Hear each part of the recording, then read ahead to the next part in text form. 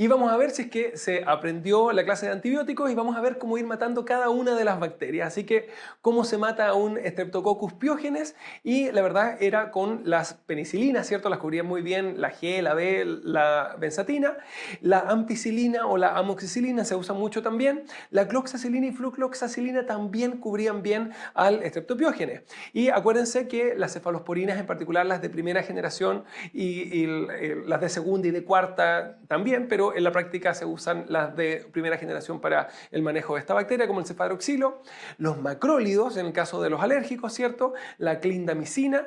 ¿Y cómo se manejaba a otros estreptococos como el Streptococcus agalactiae o albirans? Pues exactamente igual. Así que los estreptococos en general se manejan de esa manera, con las penicilinas de elección, sabiendo que hay otras cosas que pueden cubrirlo igualmente, en particular en pacientes alérgicos.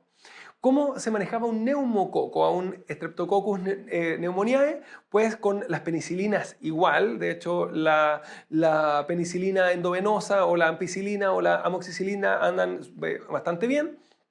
Las cefalosporinas ya no de primera generación, tiene que ser de segunda generación como el cefuroximo, o idealmente de tercera generación como la ceftriaxona o el cefotaximo. No me servían las antiseudomonas, acuérdense, como la ceftazidima para el neumococo. La acitromicina y los macrólidos igual. Las quinolonas respiratorias como el levofloxacino y el moxifloxacino.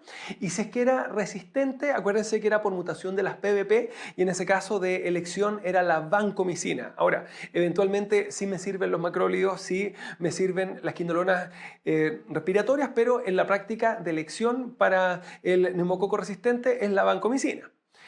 Si es que quiero cubrir a los atípicos, dígase al Mycoplasma pneumoniae, a la Chlamydia pneumoniae, ¿cierto? Era con los macrólidos, la acitromicina, y en segundo lugar con las quinolonas respiratorias, ¿cierto? El levofloxacino, el moxifloxacino. Fíjense, el Mycoplasma no tiene pared celular, así que no me sirve ninguno de los betalactámicos, ni siquiera los carbapenémicos.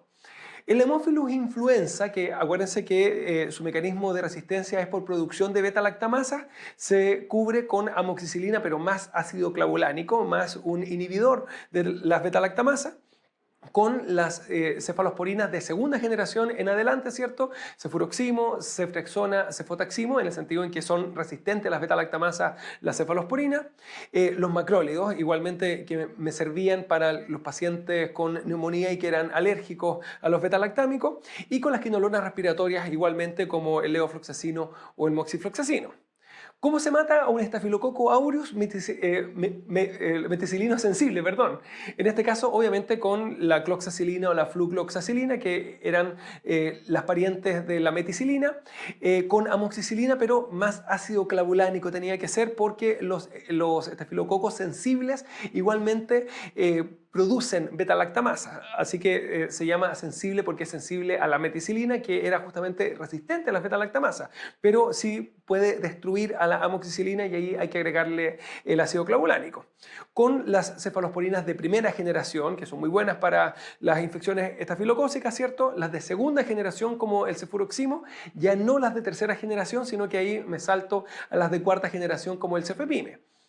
Respecto a otros fármacos, la clindamicina, las quinolonas, aunque no eran de elección, al menos no por sí solas, los aminoglicósidos como la gentamicina, el cotrimoxazol, la rifampicina, esos fármacos igualmente tienen acción antiestafilocócica, y vamos a ver que es importante por algunas razones. En particular, para el manejo del estafilococo aureus meticilino resistente, en el cual de elección era la vancomicina, ¿cierto? Si es que no andaba bien, me servía el linezolid o el tedizolid, que son algunos antibióticos que en específico se han desarrollado para el manejo de esta bacteria resistente.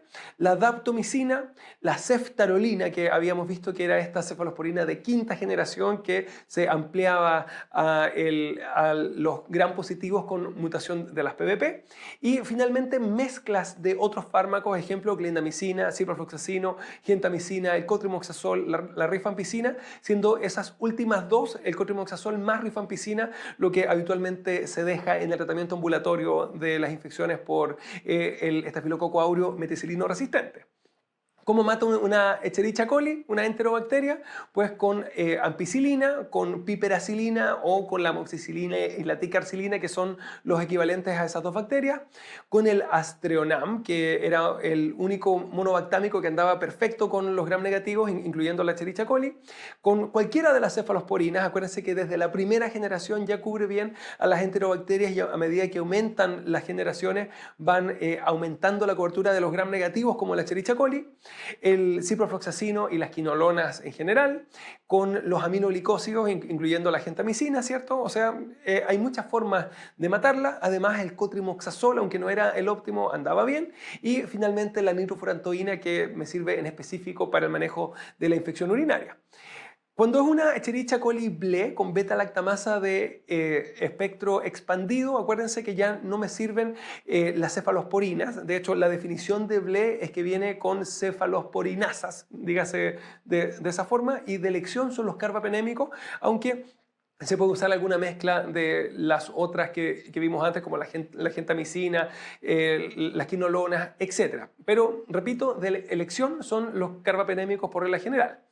¿Cómo mata una pseudomonas aeruginosa que se caracterizan por ser resistentes? Pues hay muchas formas de atacarlas. Acuérdense con las penicilinas antiseudomonas como la piperacilina y la ticarcilina, con el Aztreonam, ¿cierto?, que andaba muy bien con los gram negativos, incluyendo los no fermentadores como la pseudomonas, con las cefalosporinas antiseudomonas de tercera generación como la ceftazidima y la cefoperazona, o bien con las de cuarta generación como el cefepime, o de sexta generación como el cefiderocol. La ceftriaxona, el cefotaximo, no. Acuérdense que esas son las de tercera generación sin acción antiseudomona. Con ciprofloxacino o con las quinolonas anda bien igualmente. Con algunos aminoglicósidos, en particular la amicacina y la tobramicina. Y finalmente con algunos carbapenémicos que la cubren muy bien, el imipenem y el meropenem, pero no andaba bien el ertapenem. El ertapenem, acuérdense que era muy bueno porque era más barato y se daba una vez, pero era malo porque perdía la cobertura para pseudomonas. Finalmente, la tigeciclina la cubre parcialmente en el sentido en que la mayoría de las cepas sí queda cubierta, pero hay algunas que son resistentes, así que hay que ir a ver el antibiograma.